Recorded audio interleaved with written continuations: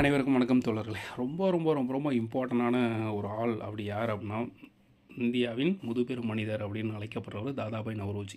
1867 68 முதலாக தாதாபாய் நவ்ரோஜி என்ன பண்ணுறாரு, தனது இந்தியாவின் வறுமை மற்றும் ஒரு பிரிட்டிஷ் இல்லா ஆட்சி அப்படின்ற புத்தகத்தில் தனிநபர் வருமானத்தை பற்றி முதலாக குறிப்பிட்றாரு. ஓகேங்களா?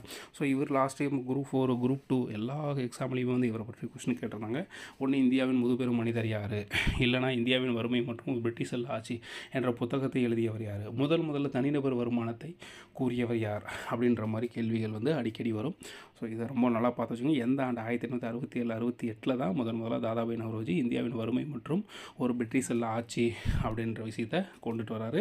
எதனால் கொண்டு வர்றாரு அப்படின்னா, ஒடிசாவில் கிட்டத்தட்ட 30 லட்சம் மக்கள் வந்து 1862 65 இறந்துருப்பாங்க.